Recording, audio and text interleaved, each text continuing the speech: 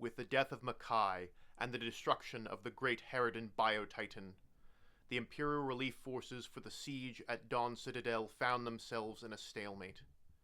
The Tyranids couldn't dislodge the Emperor's servants from their defensive position in the mountains, but neither could the humans push forward into the sea of chitin and claws. Not that the Kriegsmen didn't want to try. Their commissars prevented them from advancing, much to their chagrin. The smaller Tyranids could scale the craggy mountainside fairly easily, but the larger bioforms lacked the room to maneuver. The swarms of smaller creatures were kept in check by the veritable wall of guns created by the remaining knights, space marines, and guardsmen. Ogg continued to fire his lasgun at the larger bioforms. Fletcher managed to get a hold of a tech priest in the back lines, so a stream of servitors were now taking the Ogryn's spent las cartridges to be recharged. Ogg couldn't keep firing forever, but getting fresh charge packs would help him, Biff, and Gus to keep up their rate of fire for longer.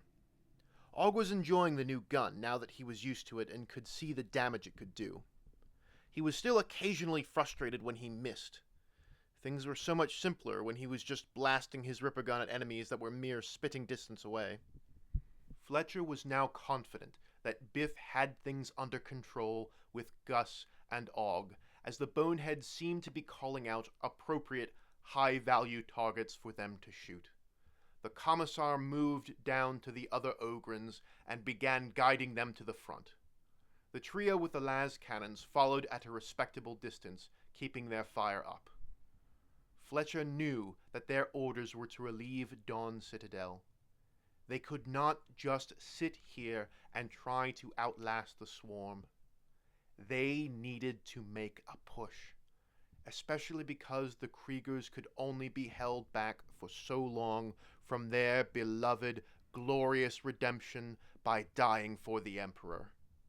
They needed some kind of opportunity to break out.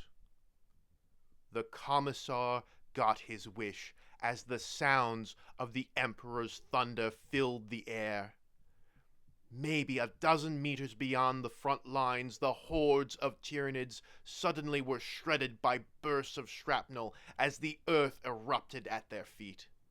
This was the beginning of a rolling barrage that slowly creeped forward, providing a curtain of artillery fire to shield the infantry from the relentless horde. The chaos of battle made command and control difficult, but the commissars and other commanders quickly gathered their men and pushed forward. The Kriegers and a company of Lamenters led the way. With their formations broken, and many of the horrid synapse creatures destroyed, any bioforms that survived were few and disorganized. The highly disciplined advance of the Lamenters and Kriegers easily swept them aside. Rhinos and chimeras rode along the outside of the advancing columns, and knights provided close, heavy fire support. The army clung to the mountain ridge that led to Dawn Citadel, while Lamenter scouts moved through the crags to eliminate any lurking bioforms that might threaten that flank. The Tyranids fired back with their own barrages from their hideous weaponry. Acid bombs, clouds of burrowing insects, bioplasma, and blasts of psychic energy from their living artillery tore through the ranks of advancing Kriegsmen and Lamenters. The merciless and monstrous nature of these weapons would have caused lesser men to quail and falter in their advance.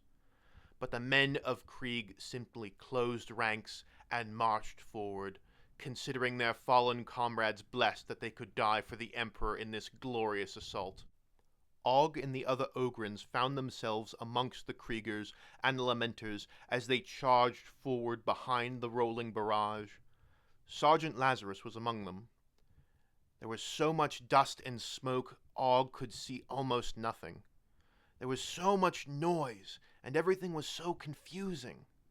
The only thing that kept Ogg oriented were the immense forms of his fellow Ogryns. Just follow and wait for a target. Ogg felt a little worried. He didn't exactly know how many power packs he had for the las cannon, but he could feel that he had more in his empty bag than in his full bag. Despite the casualties they were taking, the forces of the Imperium continued what seemed like an inexorable march. If the artillery officers knew their craft, they could keep advancing the basilisks and keep the rolling barrage going all the way up to the gates of the Citadel.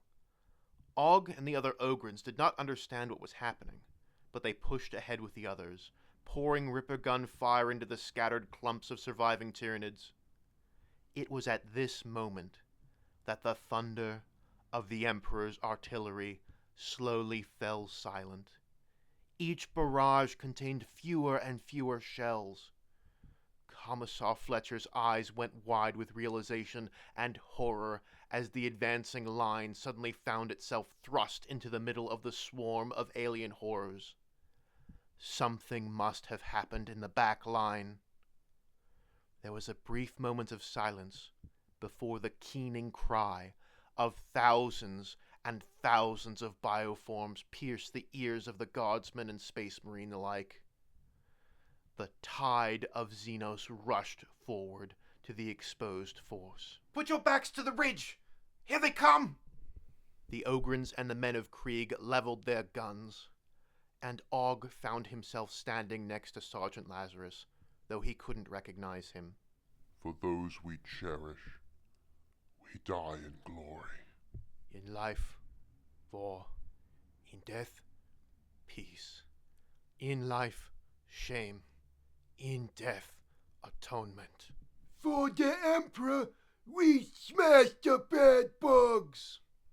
With that, a flood of Xenos descended upon the vanguard of the Imperial force, and all of the men assembled, save the Ogryns, were keenly aware that very little, save the hand of the Emperor himself, could deliver them from the hungering maws they now faced.